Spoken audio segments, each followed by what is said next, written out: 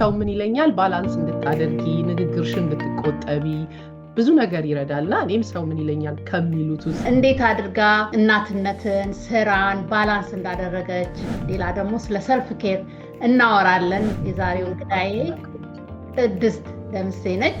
ሷየሽ አንዳንድ ነገር ፐርፖዚሽን ስታቂ የሚባለው እውነት ነው። የሆነ የተፈጠርንለት ዓላማ ሆኖ ነው እኔና እንዳልክ እንደው እንደዚህ አይነት መስዋዕትነት የተቀበልነው እንጂ። እንግዳችን እንግዲህ ትዕግስት ዋልታ ንጉስ ናት። የምንወዳት የምናከብራት ስለ ሆም ስኩሊንግ እናወራለን፣ ስለ ሰልፍ ኬር እናወራለን እና የዛሬው እንግዳችን ክኔሳ ሙሉነህ ትባላለች። ብዙዎቻችሁ ታውቃታላችሁ ብዬ አምናለሁኝ።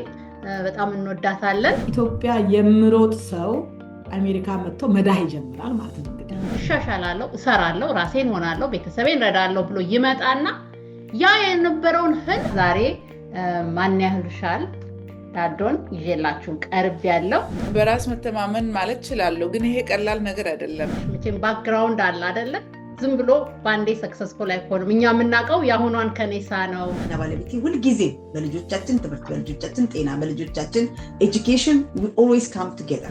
አዜብ ማን ናት? አዜብ ከ6 እህትማማቾች መካከል የመጀመሪያዋ ልጅ አቶ አታራው አዳሬ እና ወይዘሮ ወይንሸት አደራ ጅማ በሚሰሩበት ጊዜ በጅብራ ክፍለ ሀገር ነው የተወለድኩት። ትሁት እናት ነች፣ መጽሐፍ ጸሐፊ ነች። ስለ መጽሐፏ እናወራለን። ስለ ኦቲዝም ልጅ ዳያግኖሲስ ማኪ አርሲ ትባላለች። በራሳቸው እንዲቆሙ በሚያደርጉት ነገር ደስተኛ ሆነው እንዲኖሩ አንዳንዴ ህብረተሰቡ ያልተጻፈ ህግጋት እኛ ትከሻ ላይ የሚጭናቸው አለ።